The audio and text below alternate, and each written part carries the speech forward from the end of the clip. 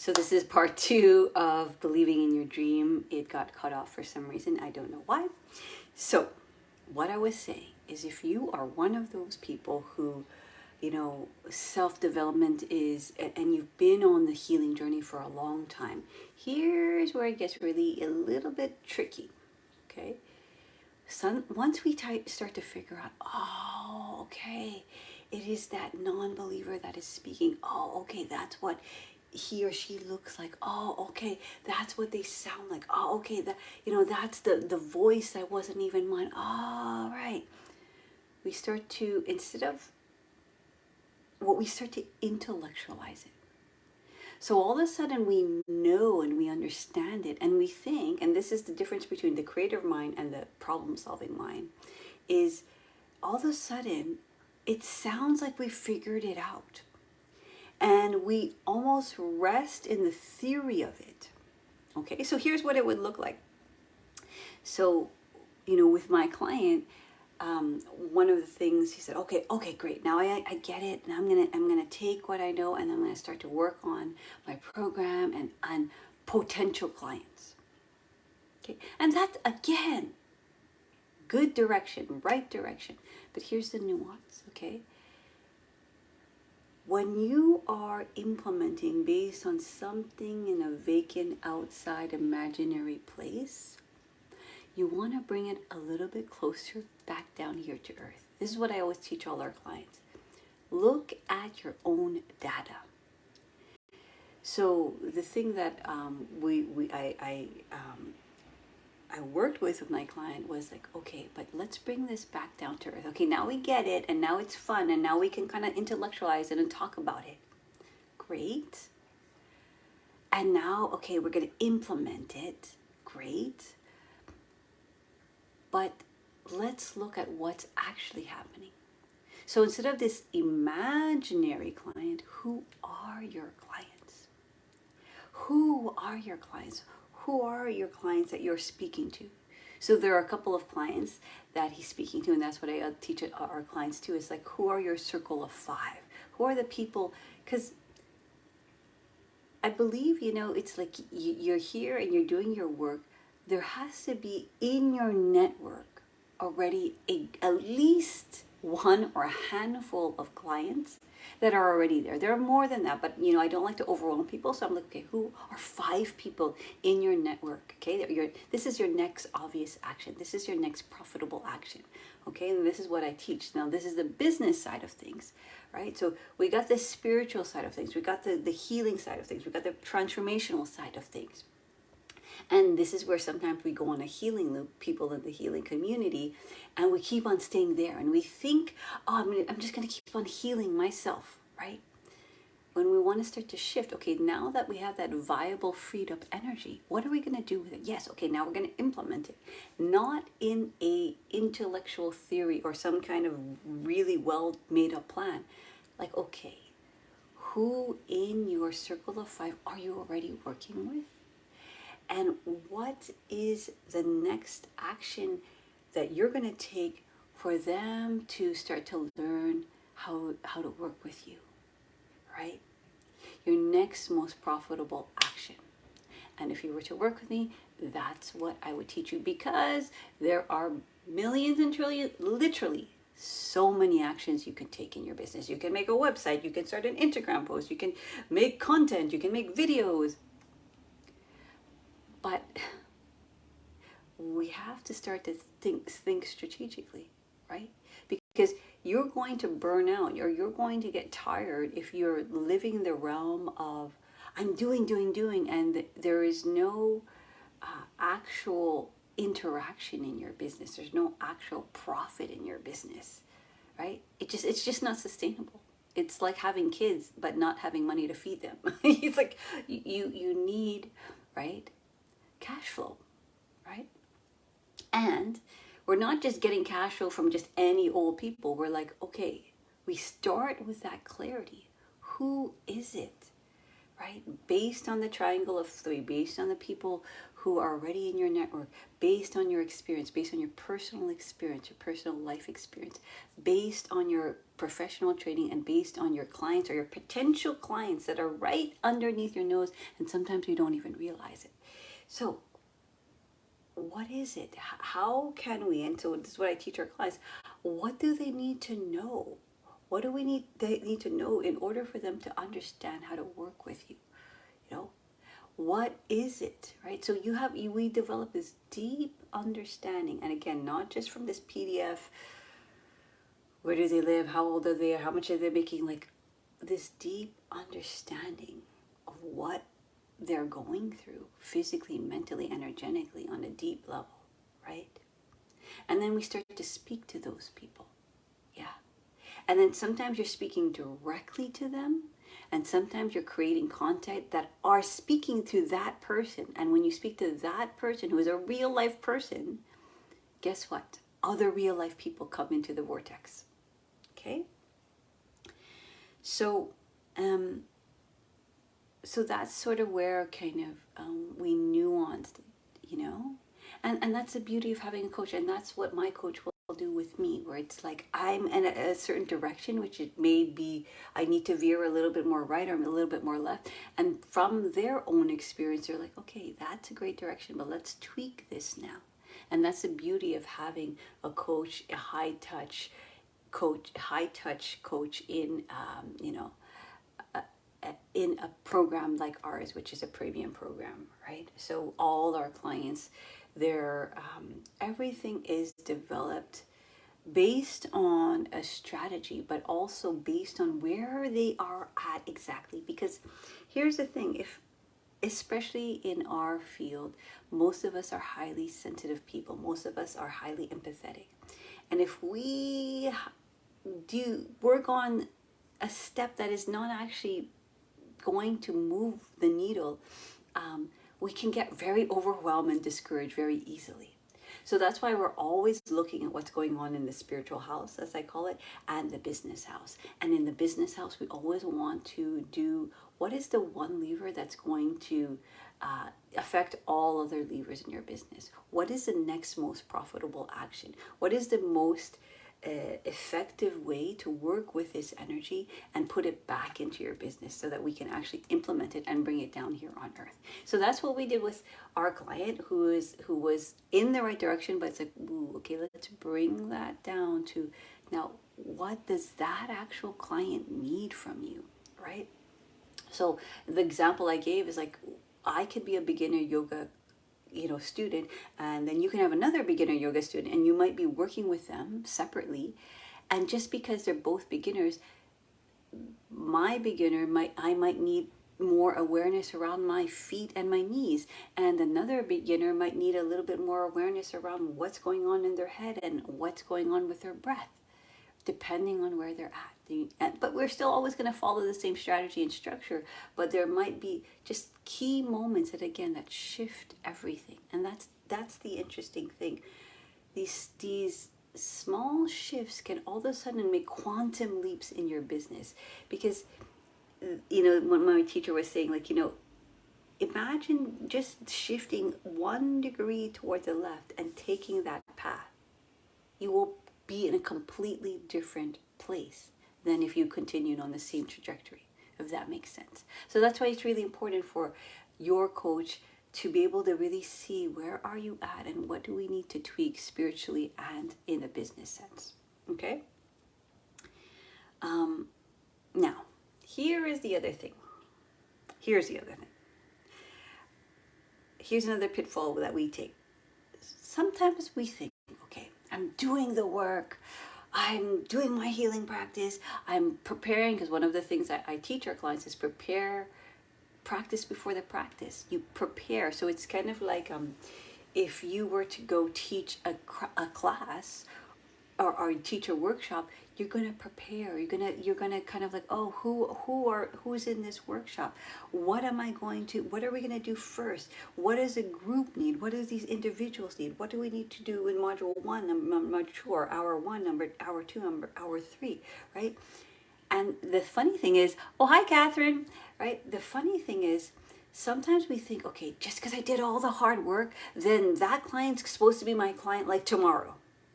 But that's kind of like saying, I'm going to practice ballet every day. And so by the end of this year, I'm going to be a professional ballet dancer. And in entrepreneurship and in your spiritual dharma, right, it doesn't work that way. But here's what I want to tell you about this.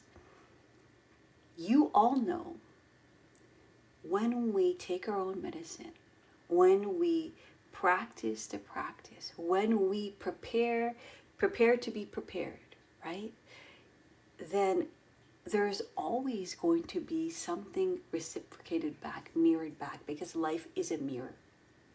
Maybe not in the timeline that you're hoping, because your survival need, granted, needs to make money. But again, it's like we have to be strategic about these things. I never tell people like burn the boats and just go for that thing. But there's a time to transition, right? And we have to do that strategically. And so we have to do that based on what our nervous system can handle and what's going on in our business. And so the funny thing is, when we continue to commit to the vision that is calling us, when we continue to stay on the path so we get really clear on where we're going, I guarantee you that it will come back. So I'll give you an example. I have a client who reached out to me. We worked together in 2018 for, emotional reasons, health reasons, just like life reasons. She had to stop the program. She's, cool. So I do my, consistent, and this is the thing about business. The most successful business is what you'll notice is that they're consistent, right? You go to your favorite restaurant, why do you like it? There's always good service. The food is always consistently good. Maybe they have some new things, but you always go there for the special whatever noodles or the special whatever, and there's a consistency there, and they continue to show up in that same way. So we do a newsletter, and we've been doing it for years. And so my client, who had to stop the program in 2018, has been reading the newsletters, right? And then she, courageously reached out to me. Actually, she wanted to reach out to me even earlier. She courageously reached out to me, and she's like, I don't know, but I think we need to start working again together, because I'm at this point now where I'm ready and I know what I want to do, right? So that's the thing, right? It's like when we put in the work and we consistently do it from that place of the soul that is beckoning us, it will come back to us, right? So that's sort of the maturity as a spiritual kind of leader and a entrepreneur. It's the same maturity. We have to trust in the work, right? And it's like, I've been listening to Kevin Hart, and Kevin Hart is like, I want to become an actor. And so what did I do? I started taking acting class. I didn't know if I was going to become an actor, but I started taking acting class, right? And it's the same thing with our clients. So, what I'm training this client that I'm working with to do is those clients that you see, your circle of 5, prepare for them. Okay? And that doesn't guarantee that they're going to come tomorrow or they're going to come in 6 months. But let me tell you, either they're going to come when they're ready, or somebody very similar, because you have already decided, you've already seen who your dreamiest clients are going to come towards you, right? And that's sort of that is the law, right, of manifestation. Yeah.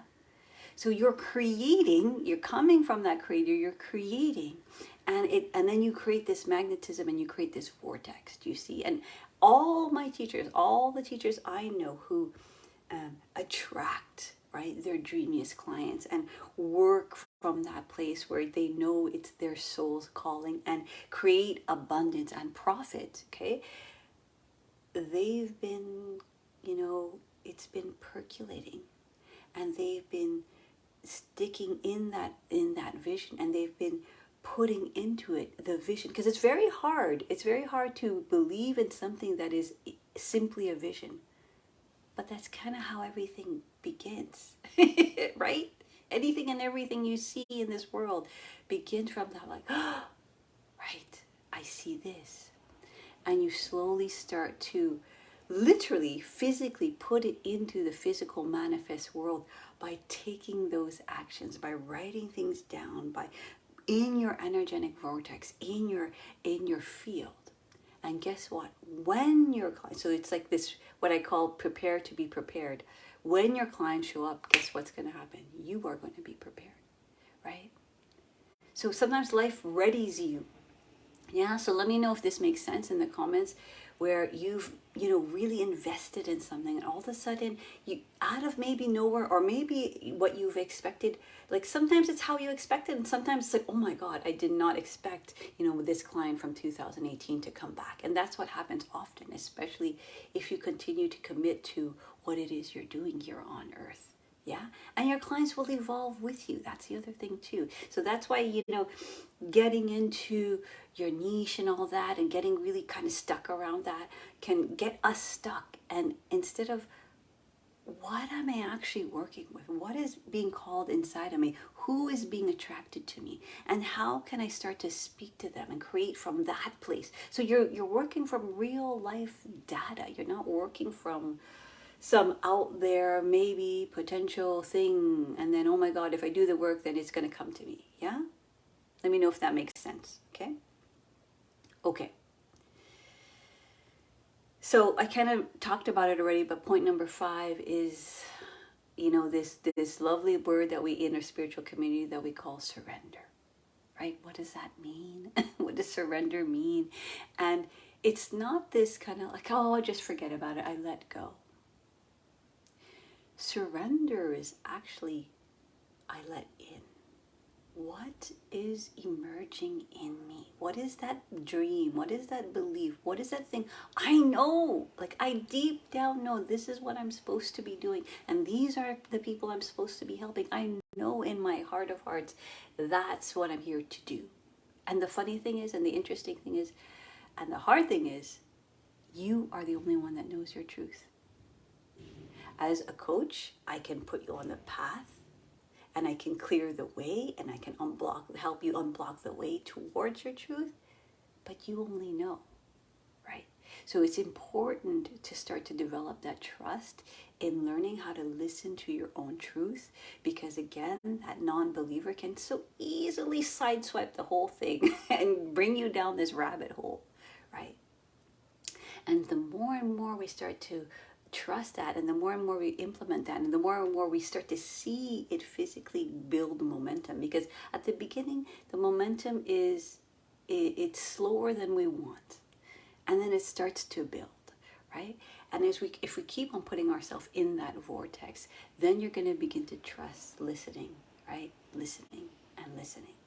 And so this surrender is,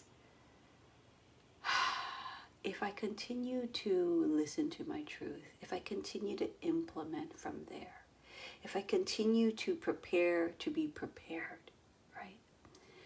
I just surrender into the calling and just trust that it will come back, because it will.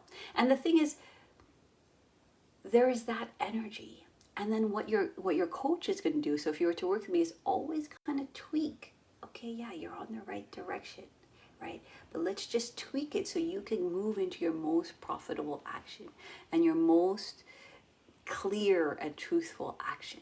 Okay, those two things, right, will want to be your next steps, because we don't want to necessarily also be in the void of surrender where we're like, oh, okay, cool, and then never really understand, okay, but we have to bring things that we see and we vision back here down on earth, and really look, how is it actually already happening?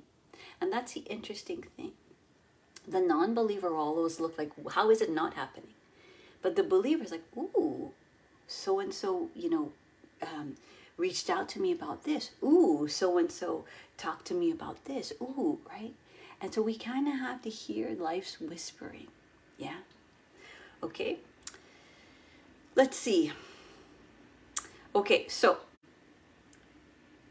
that is a practice of belief. Let me just recap. Okay. First things first, we need to understand and discern between the non-believer voice, the not even voice, the non-believer physical manifestation, because it has a physical manifestation. It moves a certain way, it talks a certain way. The voice, right? What is a mental formations? And it's energy, right? So with my client, it literally, like, I saw it, it took over. And it was kind of like this loud voice on top of his head where he was trying to speak his truth, but that loud voice was so loud, and he almost had to like get away, right? And so as soon as now we were able to discern the two and have a conversation with this non-believer voice that is like, yeah, because it wants to be heard. That's why it's so loud. It wants to be heard, but we have to let it know.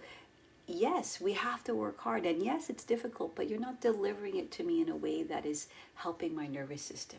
Yeah. So now he's in collaboration with the non-believer. So it's not about getting rid of it, right? He's in collaboration. So now the non-believers can kind of become soothed, because its survival need to be seen, heard, and felt and accepted is being given. And then we have to expand, well, what does the believer's voice sound like, right? What does it look like? What does it talk like? And again, as we start to relax the body, relax the nervous system, clear the mind, listen and channel our truth, and energetically know what to do with our energy. So there's a lot of practices I offer you guys if you were to work with me, to know what to do with certain energies that can be very constricting or draining, or like too forward or too back or all over the place. Is, well, what does a believer sound like, right? And when we do those clearings physically, mentally, and energetically, the interesting thing is when we feel safe, we are going to naturally be in flow. Our intuition is naturally going to emerge. And this is why I love, like, this in our sessions, we videotape these things, because you can really see the difference between that, that place, that the non-believer, and that place where you just relax and I'm just telling you about what I envision. And so oftentimes the believer is just this natural, relaxed, in the flow, and it just comes out. It's like when you're doing creative work. So I do a lot of content and I do a lot of writing. It's not the times where I sit down and I say, oh my God, I have to figure this out. It's literally like yesterday I was walking towards lunch. Like literally I had 5 minutes to walk towards my friends, we were meeting, and it came to me. I'm like, oh, I know exactly the outline that we're going to speak about today. And then I just spoke it into the phone, 5 minutes, done. That's kind of how, that's how the creator, that's how the believer, that's how it kind of just flows out of you. So we need to kind of see how it speaks and how it kind of comes in. And it will come in, here's a key, or here's a clue. It comes in when you feel safe. So I'm just walking, la-di-da, woohoo, I'm going to go have lunch with my friends. Great. And then boom. So it was up to me to like, ooh, there it is, right? Instead of stressing about like, oh my God, I have this thing and I have to do this thing tomorrow. And then, oh my God, now I don't know. What am I going to do? Like that's the non-believer's voice. That's the problem solving voice. And the creator is just like, okay, now that your nervous system and your mind's a little clear, let me just give you the answer. Okay, anybody? So it comes in. So when you're always dipping into your practice, when you're trusting in your Dharma, the creator voice, the creator will come in. And so we just have to listen. Yeah? Okay? And so we want to know, and we want to know how it speaks. We want to give it space, right? We want to give the believer a little bit more practice and room, because sometimes we don't realize. So guess what I'm going to do? I am going to encourage myself. Yes, go for lunch with your friends, because that's what the believer's voice is. It's like, oh yeah, you can enjoy your life and do your work at the same time. Like, it's possible, right? That's what it sounds like, and that's what it feels like, and it feels effortless and flow in that flow state. Yeah. Of course, there are times where, okay, yeah, I got to sit down. I'm going to, do certain things. There's certain times I block off. But especially when you're you're looking for something, or you're manifesting something creative, it's very often when we've taken care of the body, when we're taking care of the mind, when we're in community, when we're in spirit, that it's going to come to us. And we think, oh, that's very inconvenient. Like I'm going for lunch. That's not the time. I need to go sit at my desk. Does it really work that way? Okay, so let me know if that makes sense to you guys.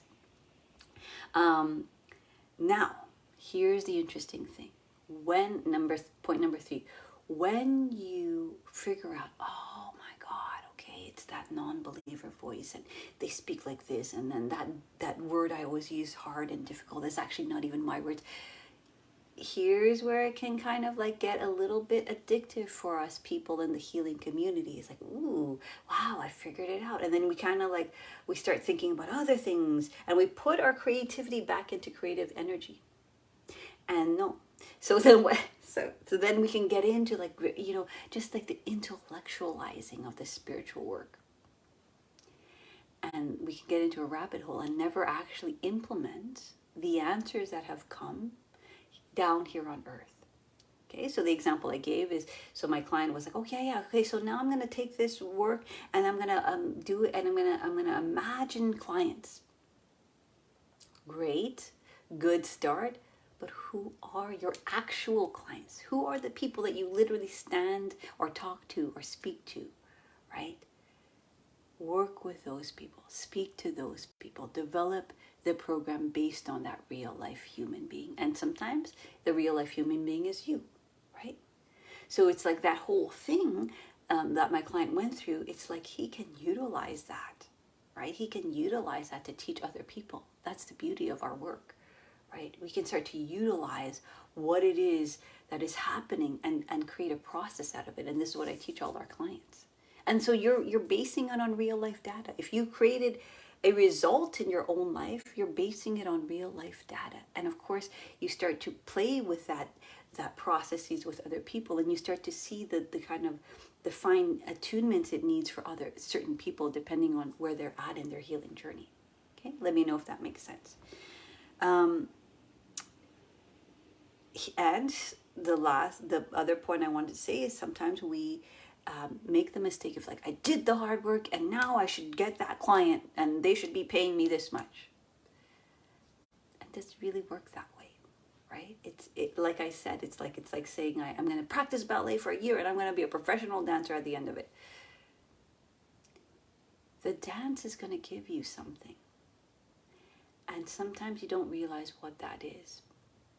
And, I'm not going to go too deep into this, but it's based on a deeper prayer, right? So my daughter plays basketball. And one of her good friends, I'll give you an example. One of her good friends is a dancer. She's been dancing since she was 3. She is one of the best players on the team.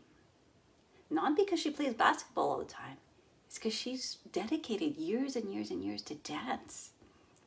So her dance skills permeate into everything she does. Like she's always dancing. When she hears music, and so that just brings all of this joy, and she starts to receive connection and community. And that's the funny thing. It's like you're going to have deeper prayers that you sometimes are conscious of or not, and it's going to be given to you. So life will always give you back if you continue to stay with what you love. Basically, this is it. If you want to figure out your dharma, I know it sounds almost overly simple, but listen to what your body loves. Listen to what your mind loves, and do that. But then listen to what life is giving back to you, and take that now and start to implement from there. Does that make sense? Right? So with my client, I'm like, I'm not going to say their names, but talk to so-and-so, talk to so-and-so, and talk to so-and-so. What do they need? You see, bring it closer to what's happening. Not some far out, pretend somebody over there that you never met before. Does it make sense? And of course, if you're like, I don't know, who, go here. You, what did you go through, right? Because we wouldn't be doing this work if we didn't go through some SHIT ourselves, right? Yeah? This is the only reason why this is the reason why we can teach so well, right? Last point, surrender, right? And again, it is not about surrender and just whatever happened. It's like this ability to let in. So when you start manifesting, and when you start to prepare before the practice, prepare before the preparation, right? You're going to start to see little hints from the universe. People all of a sudden coming up to you. When I first started this program, I literally started thinking about it in my mind. I think I maybe put out one post, and I had like 2 people reach out to me. And here's what my non-believer could have done with that. It's like, oh my God, I'm not ready. But it's like, life is like, okay, you are creating this thing. Here you go. Here are people who are ready. And that's where we have the courage and the insight to see, oh, okay, that thing that I've been working on, oh, that's who's coming towards me. Do you see? And so the preparation before the preparation is, so when it comes and you're scared and you're like, oh my God, because you've never done it before, you're going to be ready. Yeah. So it's the readiness to be ready. Yeah. So that's what surrender is for me. It's this letting in. It's not about letting go. It's about letting in, surrendering to what's happening, and having that sort of like clarity to kind of actually see it subtly happening, and then it starts to build the momentum. So I hope that this practice of belief, because as I mentioned before, it is a practice. Yeah, we came in, it was there already, so we're simply remembering. We're practicing to remember who we are at our nature. We are creators. We understand infinite possibility, right? And then we act on that, and we're not afraid to it's like if my daughter builds a tent in her room, she's not afraid that it will fall and break. She'll just redo it, right? So it's the same kind of maturity when you are in the spiritual practice and as an entrepreneur, is the understanding and the commitment to your own vision and the trust that you start to. And if you were to work with me, that's what I want to give you. I want to give you the path to your truth, the strategies for what is the most strategic action to get you out of overwhelm and into the next most profitable action, the lever that's going to make everything else either slow down or go away, right?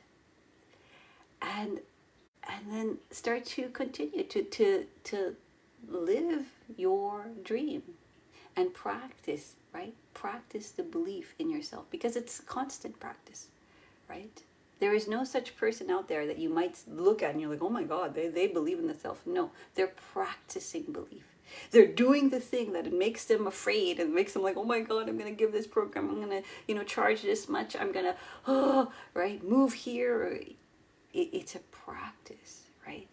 And so I laid out the practices already. We're not going to go through it again, that help you discern, right? So that is it for me. If you have any questions, I want to hear your biggest takeaways, what resonated with you the most. I want to hear any answers to any of the questions I asked. And how does this, practice of belief look like in your life? Or are there kind of examples that I gave with our clients that were like, oh yeah, right? And then maybe the nuances that maybe relate to you in your life, because I want to hear it, so that this is one way of manifesting, guys, right? You start like, this percolation in your mind, and then this unclarity, and then sometimes the non-believer will stop you right there and not even allow it to go out into the world. So if there's something in you that needs to kind of like come out, belong yourself and welcome yourself and write it down, because that's going to be part of the process, right? All of this is a process. Yeah. So my name is Jamie Hernandez. I am here every Thursday live, 11 a.m. Eastern Standard Time. If there are any topics that are interesting to you, let me know. And of course, I will always come back and read all of your comments. So if you are here for the replay, #replay. If you're here for the live, #live. Tag me, because sometimes if you're watching this video like months later, if you tag me, then more likely I'll be able to see the comments and come back and continue this coaching process with you. See you next week. Bye, guys. Thanks.